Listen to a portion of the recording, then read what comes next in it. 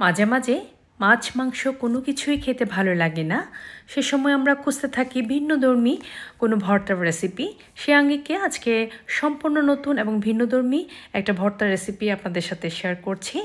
আর এই ভর্তাটা তৈরি করতে কোনো রকম বাটাবাটি বা ব্লেন্ডারের ঝামেলা নেই। আর গরম গরম ভাতের সাথে খেতে এই ভর্তাটা আসলে দুর্দান্ত লাগে। তো আপনার বাসায় একবার হলো ট্রাই করবেন। চলুন আর কথা বাড়াচ্ছি না, মূল ভিডিও শুরু করা যাক। তার জন্য এখানে লাগছে এক আটি আমি এখানে পেঁয়াজের কলি নিয়ে নিয়েছি, বা পেঁয়াজের পাতা যেটাই বলেন না কেন, তো আমি পেঁয়াজের পাতা বলে থাকি বাসায়। তো এই তো দেখতে পাচ্ছেন আমি এক আটি থেকে অর্ধেকটা নিয়ে এইভাবে করে সুন্দর করে কেটে নিয়েছি। যেভাবে স্ক্রিনে দেখতে পাচ্ছেন ঠিক ওইভাবে কেটে নেবেন। এই তো আমি কেটে নিয়েছি। আমি এই ভর্তার সাথে আরও অনেক কিছুই কিন্তু অ্যাড করব, একে একে করে আপনাদের সব দেখিয়ে দিয়েছি। একদম ইজিভাবে, কোনো ধরনের ঝামেলা নেই, খুব সহজে আপনারা ভর্তাটা বাসায় কিন্তু সব কিছুই থাকে। ভর্তাটা তাড়াতাড়ি গরম ভাত দিয়ে খাওয়ার জন্য আপনারা চটপট তৈরি করে ফেলতে পারেন। দেখতে পাচ্ছেন আমি পেঁয়াজের কলিটা কেটে নিয়েছি। এখন একটা মাঝারি সাইজের আলু নিয়েছি। আলুটা ঠিক সেমভাবে এভাবে আমি কেটে নিয়েছি। কেটে নিয়ে একটু পানিতে ভিজিয়ে রাখছি, যাতে করে এটা একটা কালচে ভাব না আসে আর কি আলুটার মধ্যে। তো আমি পেঁয়াজটাও কেটে নিয়েছি। পেঁয়াজও লাগবে আমার, আবার রসুনও লাগবে। পেঁয়াজটা মাঝখানে এভাবে ফালি করে আমি আলাদা আলাদা করে কলিটা পেঁয়াজটা আলাদা করে নিব, যাতে করে আমার ভাজতে সুবিধা হয়। দেখতে পাচ্ছেন স্ক্রিনে যেভাবে দেখতে পাচ্ছেন এভাবে আমি কিন্তু করে নিয়েছি, আপনারা এভাবে করে নেবেন। আর একটা রসুন আমি এভাবে কোয়া নিয়ে নিয়েছি। তো একটা প্যান বসিয়ে দিয়েছি, প্যানের মধ্যে আমি দিয়ে দিচ্ছি পেঁয়াজের কলি। পেঁয়াজের কলিটা একটু হালকা ভাপে দিব আর কি, অল্প একটু পানি দিয়ে দিয়েছি আমি। পানিটা দিয়ে একটু হালকা ভাপে দিয়ে দিয়েছি, মানে একটু সিদ্ধ করে নিয়েছি। অলরেডি এই যে পেঁয়াজ থেকে অনেকখানি পানি বের হয়ে আছে, আমি কিন্তু অল্পই পানি দিয়েছিলাম। তো এই পানিটা শুকিয়ে না যাওয়া পর্যন্ত এভাবে একটু সিদ্ধ করে নিতে হবে। আমি আবারও ঢেকে দিচ্ছি পানিটা শুকিয়ে যাওয়ার জন্য। তো 5 মিনিট পর দেখতে পাচ্ছেন একদমই পানিটা শুকিয়ে গিয়েছে। আমি এখন উঠিয়ে নিয়েছি।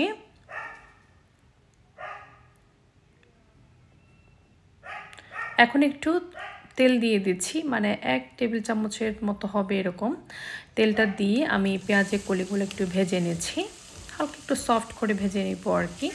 একটু নেড়ে চেড়ে যখন একটু সফট হয়ে আসবে, এটা কাঁচা ভাবটা চলে যাওয়ার জন্য এভাবে করে আমি নিচ্ছি। তো দেখতে পাচ্ছেন আমি হালকা একটু 5-10 মিনিট এরকম করে ভেজে নিয়েছি। তারপর আমি এখন উঠিয়ে নিব। আমার পেঁয়াজ কলিটা ভাজা হয়ে গিয়েছে, দেখতে পাচ্ছেন। আমি এখন একটু সফট যখন হয়ে এসেছে আর কি, ওই পর্যায়ে আমি এই পেঁয়াজের কলিটা উঠিয়ে নিয়েছি। এখন আমি আর একটু তেল দিয়ে দিচ্ছি। তেল দেওয়ার পরে যে আলুটা কেটে রেখেছিলাম ওইটাও দিয়ে দিচ্ছি। আর একটা মাঝারি সাইজের টমেটো আমি 3 ভাগ করে এটা আমি একটু ভেজে নিব। তো আলুটা আমি একটু নেড়ে ছেড়ে এখানে এক সাইড করে দিচ্ছি। আর এখন টমেটোগুলো দিয়ে দিচ্ছি।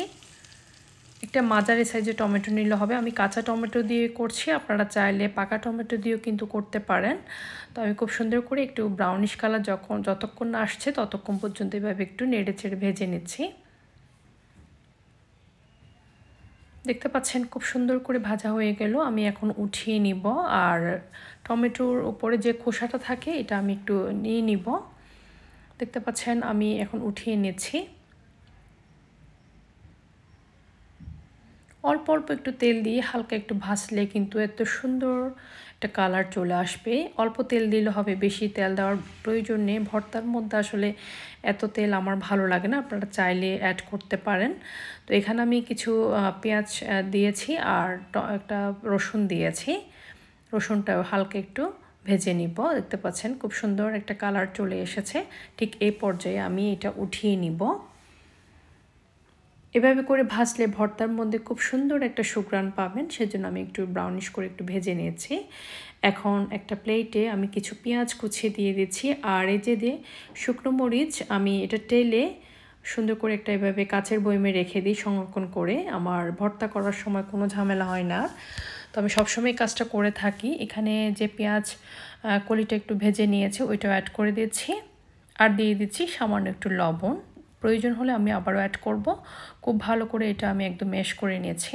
আপনারা চাইলে পেঁয়াজ আর এই যে শুকনো মরিচটা আলাদাভাবে কিন্তু একটু মাখিয়ে নিতে পারেন। তো আমি একসাথে মাখিয়ে নিয়েছি। এখন আলু যে টমেটো ভেজে রেখেছি ওটাও দিয়ে দিয়েছি, আর রসুন পেঁয়াজ যেটা ভেজে রেখেছি এটাও দিয়ে খুব ভালো করে মাখিয়ে নিচ্ছি। তো লবণটা একটু কম মনে হচ্ছে, আমি আর একটু লবণ দিয়েছি, আর একটু ধনেপাতা কুচি দিয়ে দিয়েছি।